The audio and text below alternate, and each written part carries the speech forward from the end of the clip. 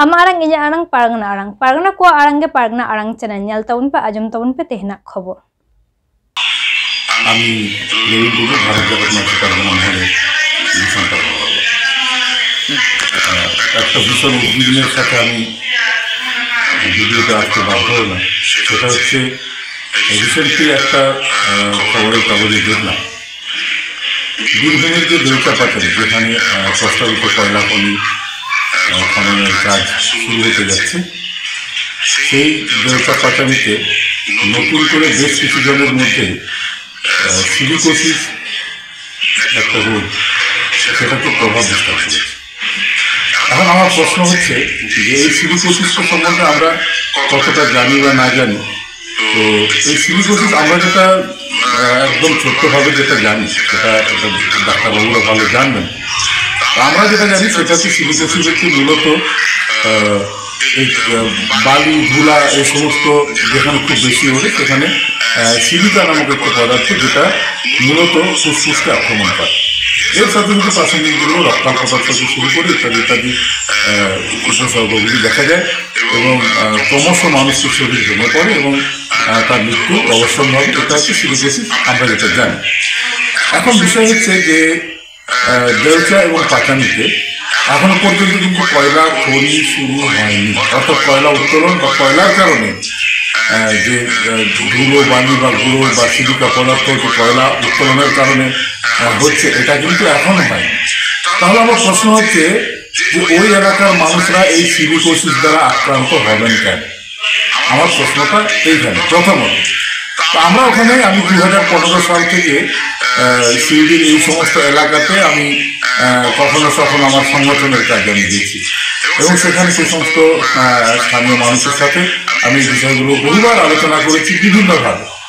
তো আমি যেটা বুঝেছি সেটা হচ্ছে যে ওই জায়গাতে অলরেডি কিন্তু পাথর খাদান চলে একাধিক, কয়েক শ বললেও ভুল হবে আরো বেশি।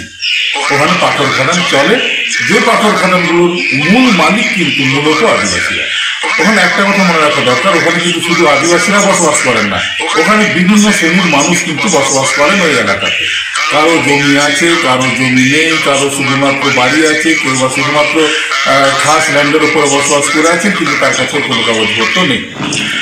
তো এই অবস্থাতে সেই সমস্ত মানুষগুলো তারা সিলিকোসিস রোগে আক্রান্ত হচ্ছেন, অর্থাৎ সেখানে এই ধুলো বালি উঠছে, অর্থাৎ পাথর খাদান চলছে।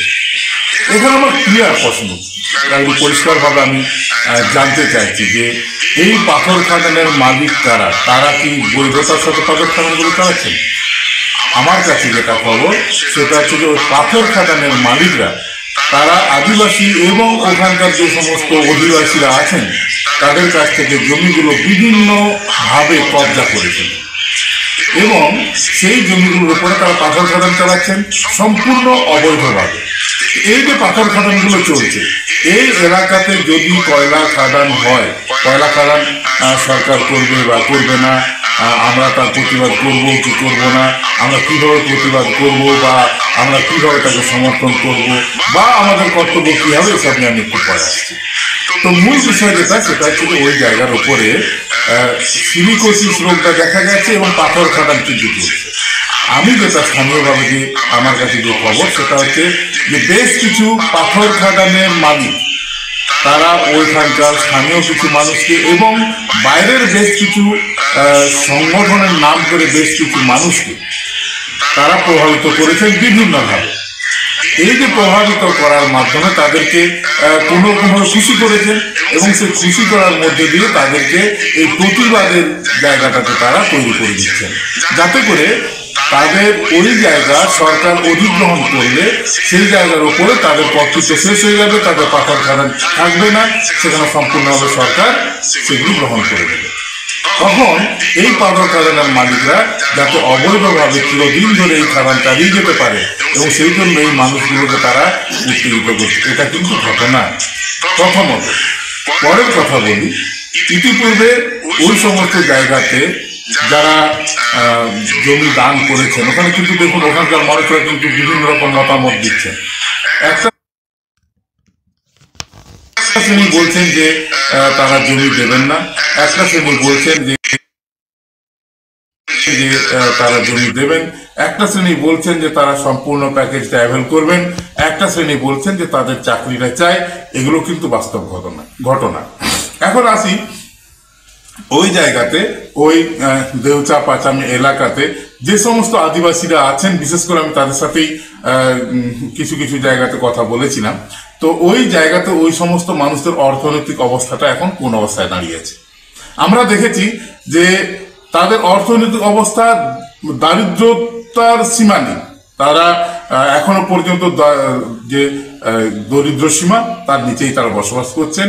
তাদের বাড়ি বলতে যা বোঝায় বেশিরভাগ মাটির বাড়ি, এবং সেরকম দারিদ্রতার ছাপ কিন্তু স্পষ্ট। ওই সমস্ত এলাকাতে যে সমস্ত মানুষরা বসবাস করছেন তারা কিন্তু তাদের মধ্যে দারিদ্রতার ছাপ কিন্তু স্পষ্ট। তো এই জায়গা থেকে আমরা আজকে 2025 সালে আমরা দাঁড়িয়েও তারা দেখছি যে ওই জায়গাতে এত কিছু সম্পদ থাকার পরেও তাদের কিন্তু দারিদ্রতা কোনো রকম ভাবেই ঘোচেনি।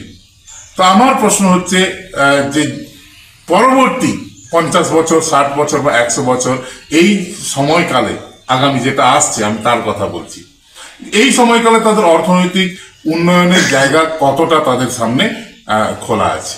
তো সেখানে আমরা দেখছি যে তাদের যে সমস্ত জমি আছে সেই জমিতে তারা যে সমস্ত চাষবাস করে, অথবা তাদের অন্য যে সমস্ত তাদের নিজস্ব যে কার্যপদ্ধতি কাজকর্ম যেগুলো আছে, তাতে করে তো এটা পরিষ্কার যে এখান থেকে তাদের অর্থনৈতিক উন্নয়ন হওয়া সম্ভব নয়। তো এই জায়গা থেকে যে তাদের জমির ওপরে কয়লা খনি হলে বা তাদের জমির ওপরে যদি এই ধরনের কারখানা বা কিছু যেগুলো প্রজেক্ট যে হওয়ার কথা সেগুলো যদি হয়, তাহলে তাদের আগামী দিন কি হতে পারে এটা একটা সম্ভাব্য চিন্তা ভাবনার মধ্যে রাখা উচিত। এরপর আমি আসি যে ওই এলাকাতে যে সমস্ত মানুষরা আছেন তাদের শিক্ষা দীক্ষার মানটা এই মুহূর্তে কোথায় দাঁড়িয়ে। তো আমরা কিন্তু যে সমস্ত মানুষজনের সাথে কথা বলেছি সেই এলাকাতে কিন্তু সেরকম ভাবে শিক্ষা দীক্ষার হার কিন্তু বেড়ে ওঠেনি। আর এর সাথে বলি যে ওই জায়গাতে যে সমস্ত মানুষরা বসবাস করছেন তাদের স্বাস্থ্যের ব্যাপারটাও কিন্তু ভালো জায়গাতে মোটেই নেই। তো এই জায়গা থেকে আমাদের প্রশ্ন যে ওই সমস্ত মানুষের উন্নয়ন করতে গেলে, ওই সমস্ত মানুষের ডেভেলপমেন্ট করতে গেলে নতুনভাবে কিছু ভাবতে হবে। এখন এই যে পাথর খাদান, এই যে সিলিকোসিস, এটা বেসরকারিভাবে হচ্ছে এবং এই মানুষগুলোকে কোনোভাবেই তারা সহযোগিতা করছেন না। আমরা ওই এলাকাতে দেখেছি যে কিছু মানুষ কিন্তু প্রকল্পটি চাইছেন, আবার কিছু মানুষ প্রকল্পটির বিরোধিতা করছেন। এই যে কিছু মানুষ বিরোধিতা করছেন, এই বিরোধিতার জায়গাটা থেকে বাইরে থেকে আরো ইনফ্লুয়েন্স কিন্তু আমাদের মতো কিছু মানুষরা তারা বলছেন যে কয়লা খনি হতে দেব না। এখন এই জায়গাটাতে আমার একটা প্রশ্ন যে এখানে আমাদের একটু আইনটা মনে হয় জানলে ভালো হয়। আমাদের যে সমস্ত আদিবাসীরা উচ্চশিক্ষিত আছেন তাদের ইনভলভমেন্ট এতে আছে বলে, মানে ইনভলভমেন্ট হওয়া প্রয়োজন আছে বলে আমি মনে করি। তার কারণ হচ্ছে কি এখানে আইন কি বলে, ভূগর্ভস্থ সম্পদের মালিক কে, ভূগর্ভস্থ সম্পত্তি সরকার অধিগ্রহণ করবেন কিনা, এই প্রশ্নগুলো আমাদের মনের মধ্যে কিন্তু আনা উচিত। আমরা এইটুকু জানি যে আমরা যে জায়গার উপরে বসবাস করি, আমরা 1000 টাকা লক্ষ টাকা দিয়ে আমরা সেই জায়গাটা কিনলেও আমাদের কিন্তু সেই জায়গাতে ট্যাক্স পে করতে হয়, অর্থাৎ সেই জায়গার সম্পূর্ণ মালিকানা কিন্তু কোনো ব্যক্তির নিজস্ব নেই। তাহলে ওই উপরিভাগটা আমরা ট্যাক্স দিয়ে আমরা জায়গাটা দখল করলেও ভূগর্ভস্থ যে সম্পদ সেই সম্পদের মালিক কিন্তু সবসময় রাষ্ট্র। তো আজকে আমরা যে পরিস্থিতি দেখতে পাচ্ছি এটা আমার ব্যক্তিগত অভিমত, একদিন না একদিন রাষ্ট্র তার ভূগর্ভস্থ সম্পদ আরোহণ করবেই, তুলবেই। সেদিন হয়তো এই নমনীয়তা নাও থাকতে পারে যেটা আমরা অন্যান্য রাজ্যে দেখেছি। সেদিন হয়তো তারা তাদের মতো করে তারা জায়গাগুলো অধিগ্রহণ করবেন। হয়তো আজকে যে প্যাকেজ আছে আগামী দিনে সেই প্যাকেজ নাও থাকতে পারে। সর্বোপরি আমি আপনাদের প্রত্যেকের কাছে আমি এইটুকু অনুরোধ করব, কয়লা খনি হবে বা না হবে, কয়লা খনি আমরা করতে দেব বা না করতে দেব এটা আমাদের উপরে নির্ভর করে কিনা জানি না, তবে সরকার তথা রাজ্য সরকার এবং কেন্দ্র সরকারের উপরে তো নিঃসন্দেহে 100% নির্ভর করে। তো সেই জায়গা থেকে আমাদের ভাবা উচিত এই মুহূর্তে আমাদের করণীয় কি, নাকি শুধুমাত্র রবীন টুডুকে নিন্দা করে, যেমন সেদিনে রবীন টুডু আমাদের নাইকে বাবাদের ভাতার ব্যাপারে তিনি অনেকটা এগিয়েছিলেন, অনেকে পাচ্ছেনও, কিন্তু আমাদের সংগঠনের অনেক মানুষ এটা বিরোধিতা করেছিলেন এবং স্বভাবতই পরবর্তীকালে অনেকে কিন্তু নাইকে ভাতা নেননি বা নাইকে ভাতা নিতে দেওয়া হয়নি। অজুহাত কি ছিল? যে আদিবাসী পুরোহিত কথাটি বাংলা এবং নাইকে ভাতাটি সাঁওতালি। যেহেতু নাইকে ভাতা বলা হয়নি, যেহেতু পুরোহিত ভাতা বলা হয়েছে, আদিবাসী পুরোহিত ভাতা বলা হয়েছে, অতএব সেই ভাতা নেওয়া যাবে না, এই বলে আমাদের সম্মানীয় নাইকে বাবাদেরকে এই ভাতা থেকে বঞ্চিত করা হয়েছিল। যদিও যারা বঞ্চিত করেছিলেন তারাই পরবর্তীকালে লক্ষ্মী ভান্ডার নামক যে প্রকল্পটি পশ্চিমবঙ্গ রাজ্য সরকার চালু করেছেন, তাতে কিন্তু তারা তার স্ত্রী, মা, বোন যেখানে যত আছেন সবাইকে কিন্তু লাইনে দাঁড় করিয়ে লক্ষ্মীর ভান্ডারটি নিয়েছিলেন। এবং লক্ষ্মীর ভান্ডার কিন্তু কখনোই 100% বলছি, লক্ষ্মীর ভান্ডার কখনোই সাঁওতালি কথা নয়, এটা বাংলা কথা। তো সেই অনুরূপভাবে রবীন টুডুকে বিরোধিতা করতে গিয়ে ওই দেউচা পাচামি এলাকার সাধারণ মানুষদের আমরা ভীষণ ক্ষতি করে ফেলছি না তো? এটা আজকে ভাববার বিষয়। আমি প্রত্যেককে অনুরোধ করব, এটা নিয়ে ভাবুন, তারপর আইন জানুন, তারপর ওই জায়গা নিয়ে চিন্তা ভাবনা করে কাজে এগোবেন। Ama arang inja arang pargana ko arang ge pargana arang channel nodegi muchut keda sanam koge Johar।